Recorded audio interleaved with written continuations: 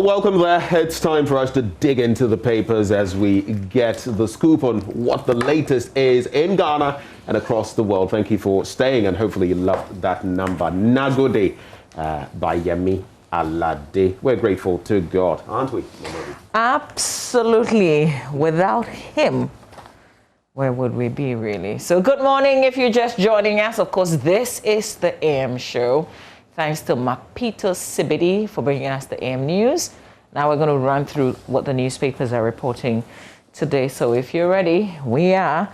I've got the Daily Graphic, the Today newspaper. There isn't there. It's just Today. Republic Press, Daily Dispatch.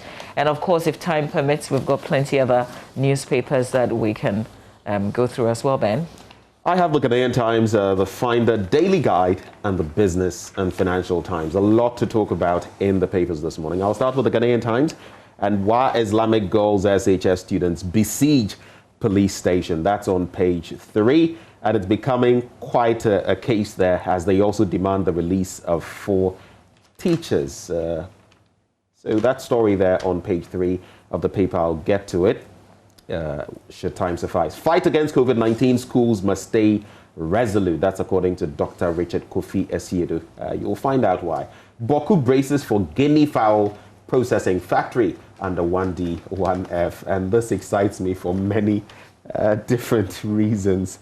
It's on page 16 of the paper, and it talks about the details, some of which I gave you yesterday. This is supposed to be a part of the 1D, 1F program, and it's just my feed into the, not planting for food and jobs, but creating jobs as well. Health alert, new COVID-19 variant in Ghana. GMA confirms very contagious Delta virus. And it appears, so we've moved from the South African strain, which at a point became the most dominant. We've had the UK strain, and now the Indian strain or Delta strain is becoming even more problematic, and there have been confirmed cases. The numbers are what we cannot really confirm, just how many have been infected with it. But the most important point to make is that, per the scientists, AstraZeneca, Sputnik V, all of those we've contemplated, Mama V, practically ineffective, or its efficiency rate or effectiveness very low against it, and it's brought into question. I mean, those of us who have got 2 AstraZeneca jabs, where does that leave us if you've not? Well, don't lose it yet, because the Director General of the Ghana Health Service is disputing this. He says there's no data to back it. So for now, it will just be something that we've been reading until we have our own data to suggest otherwise. But we learn from the UK, isn't it? Because they mostly also use AstraZeneca, and we understand that they're actually giving another booster to persons who've taken both jabs. So, in fact, Delta is creating quite a problem, not just in India, but in the UK as well, which is why some scientists are saying that, Charlie, that they check line. It will be that effective against. So another worry, initially when we started talking about the coronavirus, I know we've not got into the discussions yet, but I was talking about these vaccines and how effective they would be, especially as the virus mutates. And that's exactly what we are seeing. When you talk about HIV, for example, we're very fortunate. The mutation is very limited. That is why we've not had, so much trouble dealing with it, though we've still not found a cure. But in terms of the coronavirus, the way it's going, I mean, today you've spoken of UK strain, Indian, South African strain. Today you're talking of the Indian strain. Who knows what will be next? So are we just going to keep playing catch up with this virus? Well, apparently so. But the hope really is that if you've taken the jab, if you've been fully vaccinated, we know, even if AstraZeneca is not that strong against this new variant, at least there's something. What we know is that, per the data recorded by others, they are not hospitalized. So say you can get it, I can get it. Well, we're both fully vaccinated. I'll not get to critical point. But exactly, to the point that you're going to be hospitalized. And if that is your savior, especially in the condition that we find ourselves, not just in Ghana, but in Africa, that could save all of us, really. So something is better than nothing. Absolutely. If it prevents you from going to the hospital, yes. Exactly. But because getting our hospitals, our health infrastructure, so If it becomes clogged, that's a major problem. But we also need to look at transmissibility because it's also very contagious. So you may have it, I may have it, but because we've taken both jabs, we may not feel the side effects like that, but can we still transmit? You know, Absolutely. There are so many dynamics. In a country like ours, we can. We've vaccinated less than 1 million people. Absolutely. The last time I checked from May something, it was 800 and something thousand. So you see the population that has not been vaccinated. That's why it's not good to be careless. Yeah? Whether that's or why not some of you're us are still in vaccinated. our masks. People see me and they're like, you've taken both jabs. Why? And I'm like, hey. I'm protecting you, actually. Anyway. You should tell them that. Something else we're getting into this morning, which the Ghanaian Times newspaper captures. WAEC EduWatch report on WASSCE exams, false, misleading. I followed that presser yesterday, and later I listened to Divine of Africa Education Watch. There's a whole lot to talk about in there, and they are saying they are not trying to, condemn WAEC, but only make the systems better. And Mamavi, maybe later something else we could get into on that very beat. Do we need other examination bodies to, oversee some of what we do, regulate the system and all of that? There's talk of that, and even Africa Education Watch made some recommendations in that respect. We could take a look at that. In other stories, when you go to the middle spread of the paper, Ghana risks importing water if, and there's an if there, but and Zimbabwe. On the back page, Kotoko, I double over Karela United. And that's it for the Ghanaian Times newspaper. When I come back, I'll do more stories from here. Let's do the Daily Graphic newspaper. And there's a front page headline, couple sue LEKMA hospital, allege substandard care, but facility refutes claim. So this is an issue that is already in courts. Just to brief you on what the story is about, a lady apparently went to the LEKMA hospital and had a cesarean section, had her baby, went home, but days later she experienced abdominal pains, had to be rushed back to the facility, and she was operated on. According to her, her womb was taken out without her consent, and this she discovered later when a nurse, just went to her bedside and said, look at it. I mean, it was sitting in a bucket. So she wanted to show her how it looked like. And but these are all allegations coming out. The claim is that her womb was taken without her consent. No, even that bit about showing it to her like that, assuming it actually happened. I mean, yeah. The narration is that she was traumatized through that experience as well, having to look at the fact that her womb had been removed and she was hearing it for the first time. But that's not all. So they are basically claiming that they got substandard care at the facility.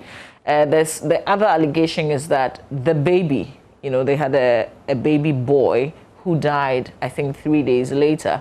And the allegation is that a nurse had fed the baby, and that led to some other condition, which led to him not being able to breathe. They didn't say in this. The hospital has reacted to this newspaper report, and the claim is that they take all the necessary care, and that they're refuting these allegations really because they did everything that they could first to save the baby and to prevent the situation of the womb.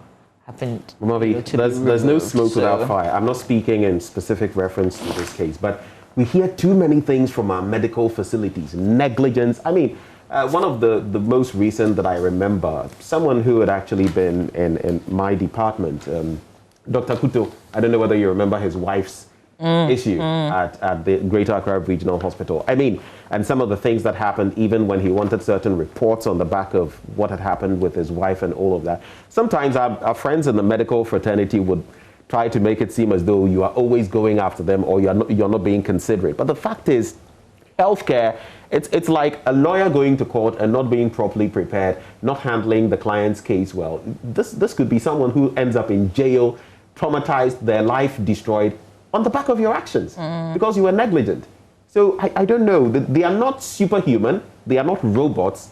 But as much as possible, they must do the right things. And I don't see how, for the life of me, you can do something to me like that, take out someone's womb, without letting the person know. Did any member of the family know? Do they see consent from No, the husband or something of the well, sort? so this action is being taken by the couple, wife and husband. So if wife says she was not consulted, And it's then obvious I take it that husband, the husband wasn't consulted. Yeah, but this is something that happened back in 2019.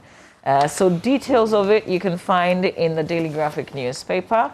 Let's check out the other headlines on the front page of today's graphic. University and the forest, KNUST still greening. I like greens, and I think KNUST, from what I see, I've been to KNUST. I'm not sure I've taken a proper tour, but it's the most green, isn't it? Is it? I want to believe so. I mean, there's the University of Mines Technology, and I'm imagining that where it is, it should really be green. If it's not, I'll be disappointed. The one in Takwa. It should be green, yeah.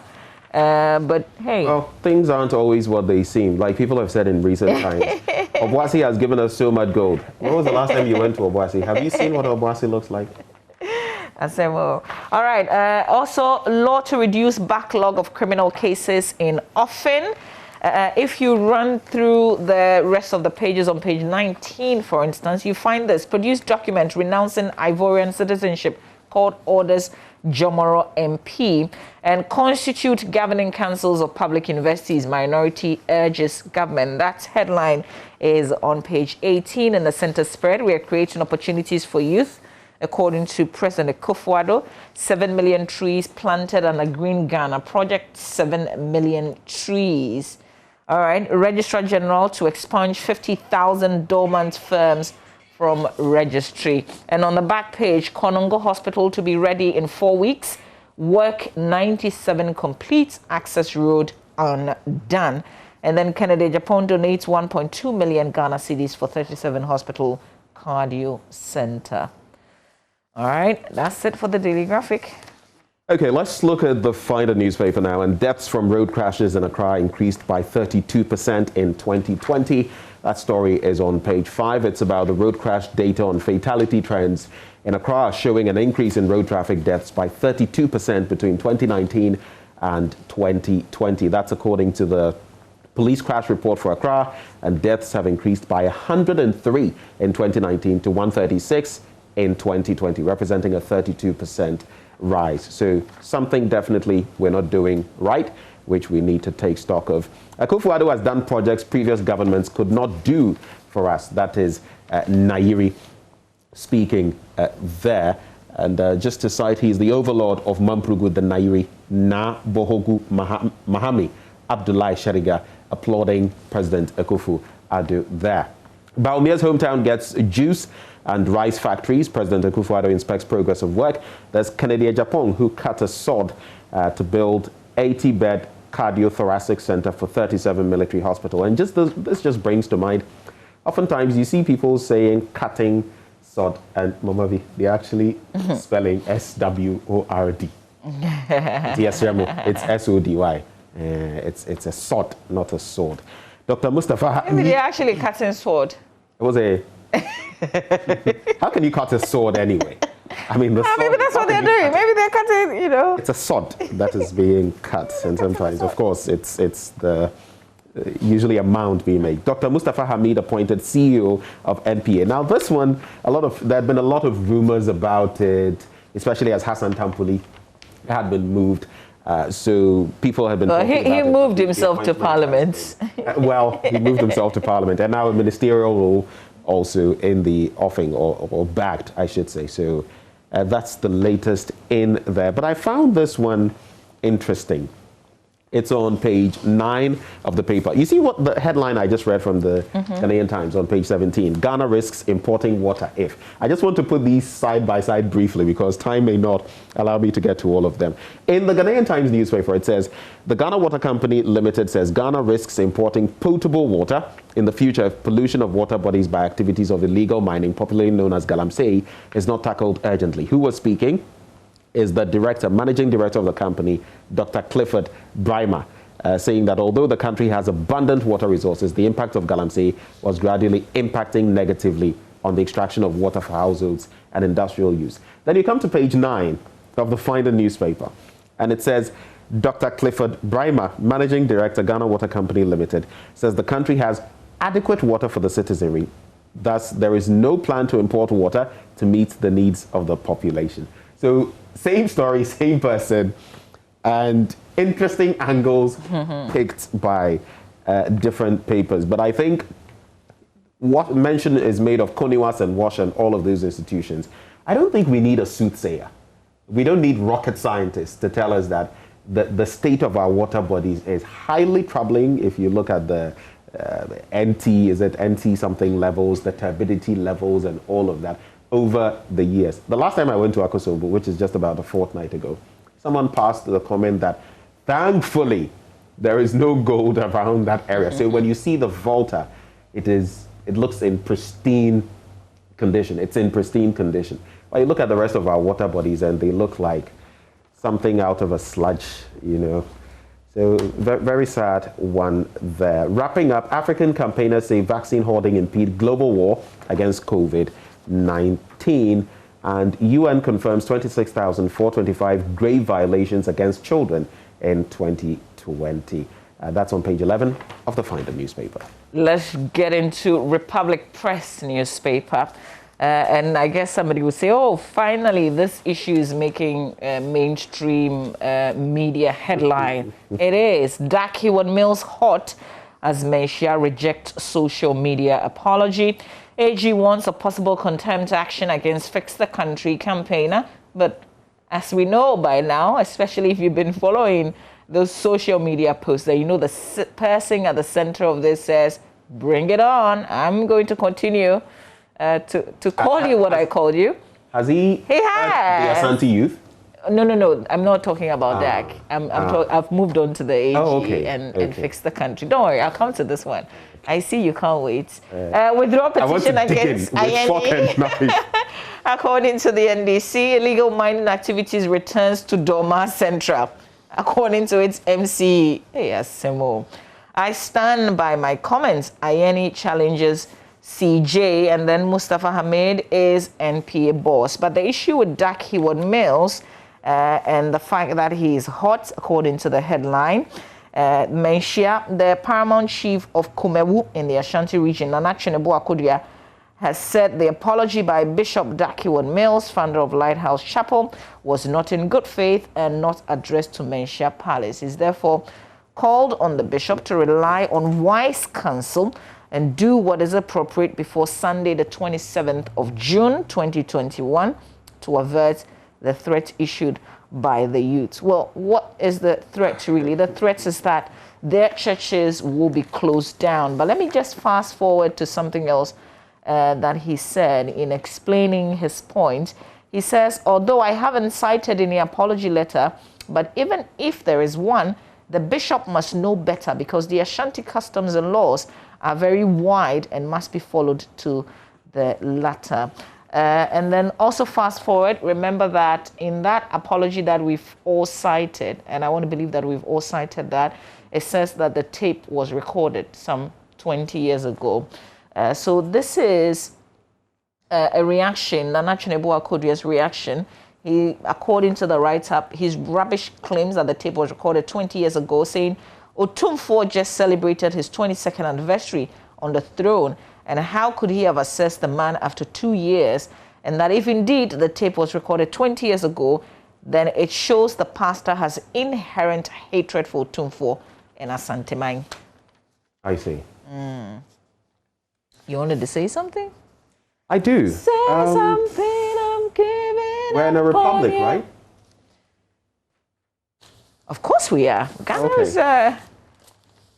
I'm sure those who can read between the lines know why I am asking that. And, do you still want to talk or you want to move on? I just want to say something though. The bit about shutting the churches down.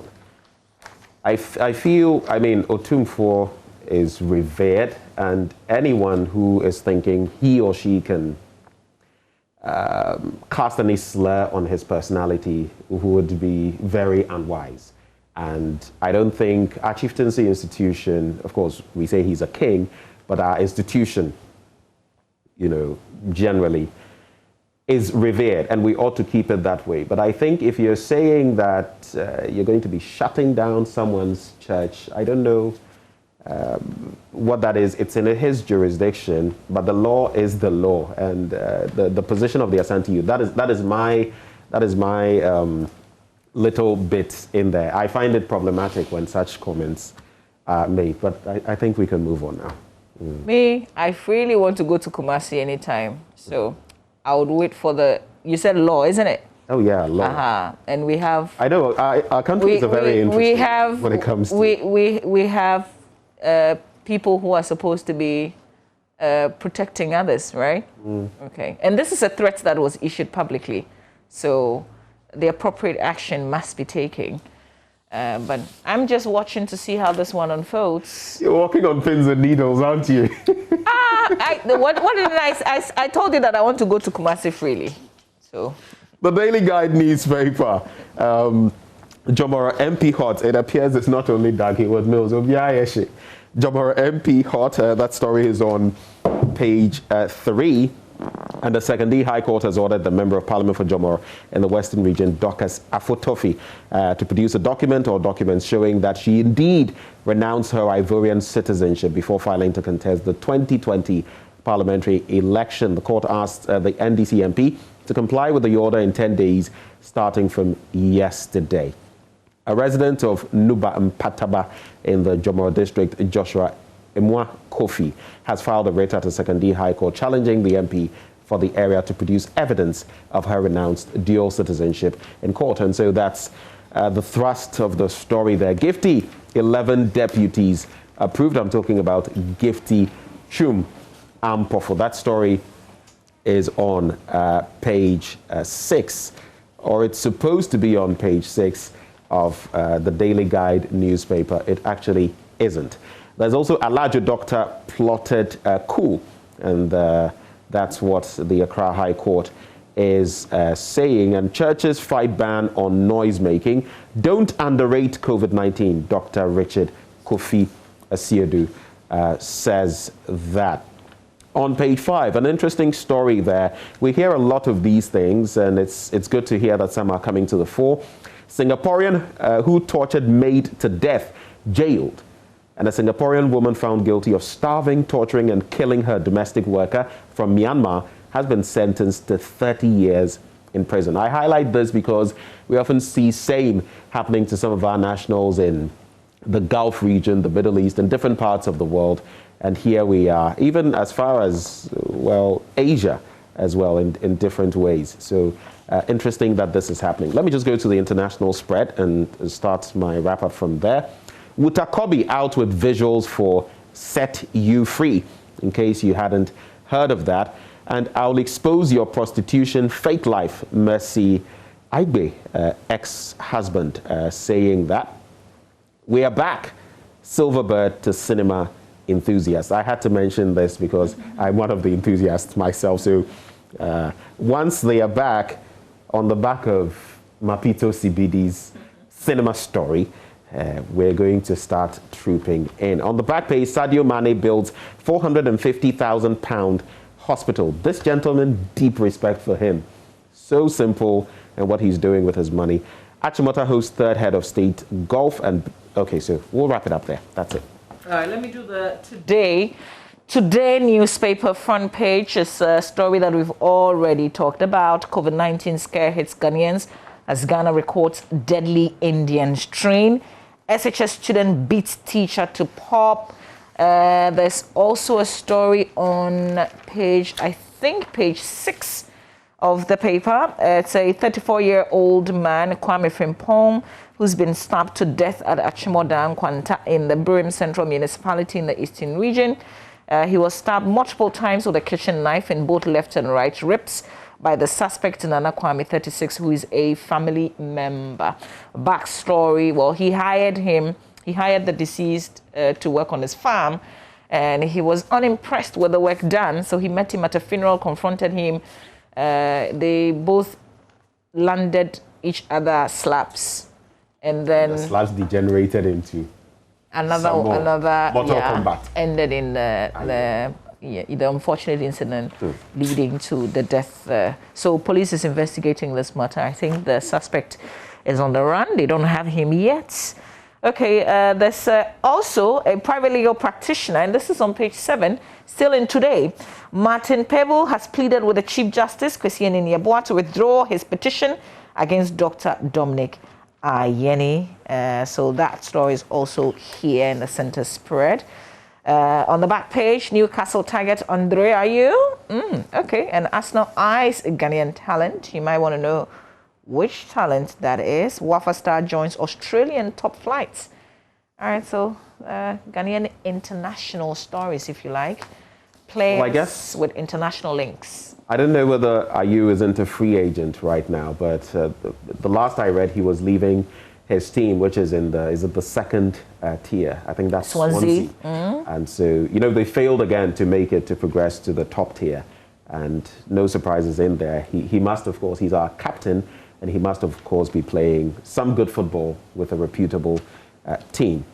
But when we go to the Business and Financial Times, Bank of Ghana police pursue exporters over export receipts. Experts spar over relevance of banks' legacy systems, but agree that transition must occur to keep pace with digitalization. Those are some of the major stories in that newspaper, normally. I was going to do maybe the National Enquirer. I haven't seen the Enquirer in a while, but it's out today. We have it. Well, once in a while. On the front page, 23 years of legal battle on Ogwa chieftaincy crisis. Osabari Makwesiata II's name to be expunged from National House of Chiefs Register. Supreme Court struck out his appeal. Chief dictator in court, you can't intimidate us. NDC dares. It comes with a picture of the Chief Justice and the General Secretary of the NDC. SHS students resume school with pregnancy wearing engagement rings. Oh, okay. Where is the full story? Oh. You have another paper you're going through? I haven't seen this one. Okay, so I see you're now catching up on that one. I will look for it. Let me do the story, though. It ties into something else that the Ghanaian Times newspaper says on page 10. So, new COVID-19 variant in Ghana. And the GMA has admonished the public to continue observing the coronavirus safety protocols following the detection of the Delta variant of SARS-CoV-2 in the country. The new variant has been described as very contagious and originated from India and has been recorded in Ghana, also called the Indian strain. It has caused huge spikes in India and a serious increase in cases in the UK, despite the fact that large sections of the population in those countries have been vaccinated. When you go to page 10 of the paper, also tying into that, fight against COVID-19, schools must stay resolute. And the CEO of St. Andrews Senior High School, Dr. Richard Kofi Asiedu, has called on owners of businesses, especially those in the education sector, not to become negligent in their dealings with COVID-19. He said the fact that Ghana may not be among the heavily affected countries did not mean protocol measures and basic hygiene practices must be abandoned. So a two-way street when it comes to COVID-19, and we must stay very alert now that Delta is on the prowl. All right, so I found the story in the Enquirer, and Mrs. Cynthia Enim is the headmistress of Kwewun Kwetia Presbyterian Senior High School in the Eastern region. She was speaking in Koforidia, and this is an observation. So some female student returned to her school pregnant, wearing engagement rings. They got impregnated, according to her, and were forced into marriage. But the policy says you cannot sack them from the school. So she allowed them to stay, and she says she only asked them to remove the rings. But her greatest worry is that they will drop out at some point. They will drop out at some point. So she's just highlighting some of the issues. Confronting. So you go on a long break, if they've taken seed, you're pregnant. Which the story talks about. Okay. If they've taken seed, at some point, they're definitely going to go and have a baby. Yeah. Probably may not return again. Yeah. Okay. But in recent times, just to wrap, I think there was another such story from another part of the country with, these happening. Of course, the person who took the photos and dilated on the matter might have been looking at different angles, but how are we checking some of these things in our educational institutions? That's another thing really to look at. And how are we holding responsible or accountable those who are responsible for such, pregnancies? Because these ones supposedly came back engaged or married or whatever. Others are not. How are we dealing with this? Also, where they're coming from. They came from a home, isn't it? They had parents, they had family members who watched the situation, even forced them into the issue of marriage. So it's a whole... there are so many stakeholders in it, who are also corporates. I guess it's the law in the end. But will the law Sometimes come you through? have opinion leaders, even chiefs getting involved and saying, oh, this person. And the last I heard, some part of the country in the northern belt, a woman can't haul a man to court, or you can't, do something that will cause the man to be incarcerated and all of that. So they have to keep silent. They can't push, even when they have evidence, they will not want to. I think some of these things really, education must beat some of this. I don't want to use those words coming out of our heads. We need the law to come through, and we need the law to come through also on the issue seriously of the threats being issued by the young people in Kumasi, to be particular. And we're watching the police. Have they seen, did they monitor the press conference? Are they aware of the ultimatum that they've given in terms of closing down lighthouse churches in the Ashanti region? The police is what we're relying on right now to come through for us. Well, this is how far we have come, Ebenezer. And you can check out some stories on myjoyonline.com, a lot of stories there. But right now it's time for us to give way to Muftau, who comes your way with sports up next on the AM show. Do stay.